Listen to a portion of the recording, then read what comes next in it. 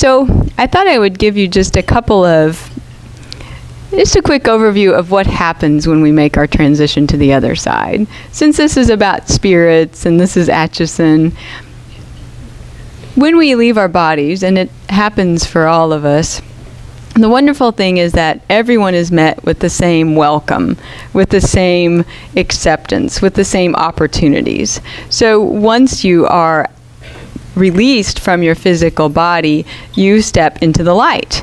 And we all hear about the tunnel of light. That's what we experience as our souls transition from physical into spiritual. Then once we get to the other side, we have an opportunity to chill, just to relax for a little bit. So immediately upon leaving our body, we whiz through that light and step into this place of wonderful acceptance and healing love. And then we get to rest for a little bit, catch our breath. Well, except we don't really breathe exactly, but to relax.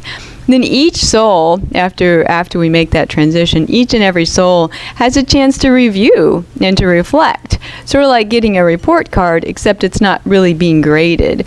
We just take a moment with our spirit guides, with our loved ones, with our angels, to take inventory of what's happened in our lifetime, what we've learned, how we've touched others, what effect we had in our world. So it's a very powerful time as a soul to be able to reflect and to contemplate and just to consider where our soul has journeyed and then start to think about where we next want to go. So then after we review our life, we have the opportunity to take another rest. And then as a soul on the other side, we get busy. So your loved ones on the other side have opportunities to work, not because they have to pay taxes or have to earn a living, but because there's pleasure there, there's expansion, there's growth.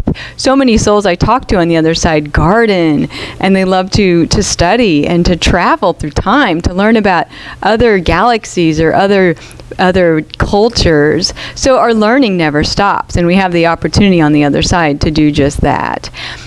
Life that we create on the other side or in the spirit world is a lot like the work and the lives that we have here. So very often I'll see spirits dreaming about or imagining or living in a place that was very much like their home here on earth. So we love those things and we take those things with us and we recreate those things for ourselves on the other side. So these spirits have the opportunity to grow and to learn and to work and just to be a part of community. There's always wonderful reunions. So the people that have gone before you get to reconnect with them and experience their love again. You get to meet family members who may have passed before you because there's always that soul memory. So we recognize those faces and those spirits on the other side.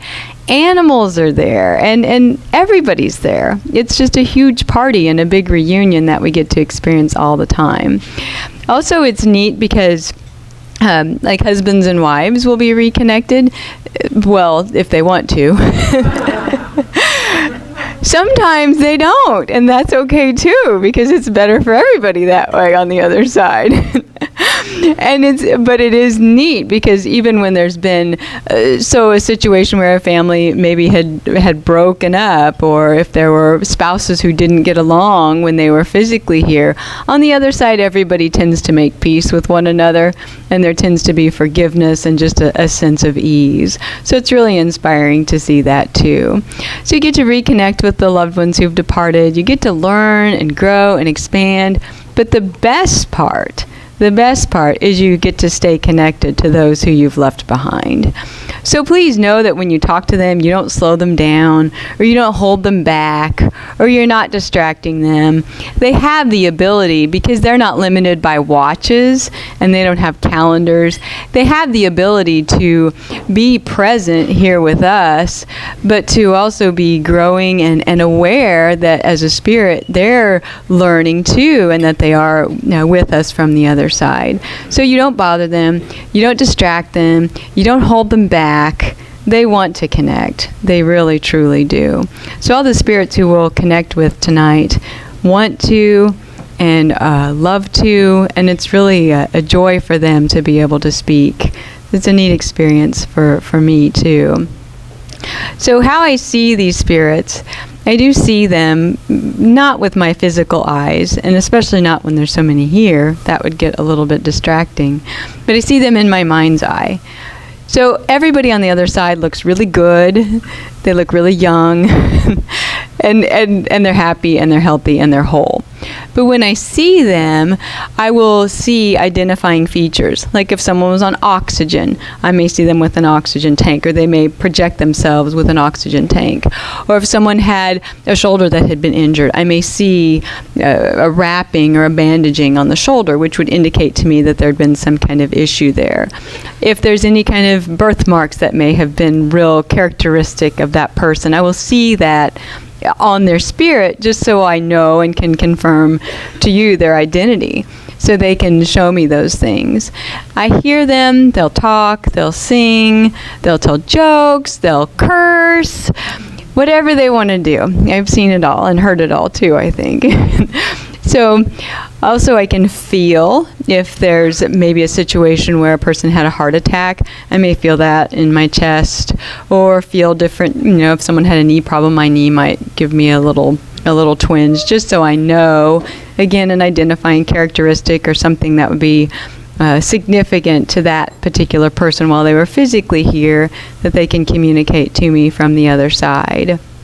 I can sometimes, if they're really feeling frisky with me, or if they really want to be ornery, I'll taste things or smell cigarettes if they smoked, or I'll smell perfume. But I've had more than one spirit who thinks it's funny because I don't drink alcohol, so they think it's funny to make me taste beer.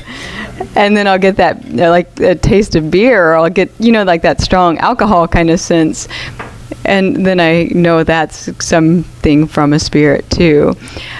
Smells and tastes, all those things. So basically it's a sensory barrage of information for me as I speak with them from the other side. But the reason is so that you know it's them, and you feel that, and you sense that, and there's proof of that. And that's why they communicate in the way that they do. There's no rules as to who can or can't speak. So a person may have been deceased 50 years or 5 days. It doesn't matter. Time is not of the essence on the other side, so they can talk whenever, however quickly they'd like.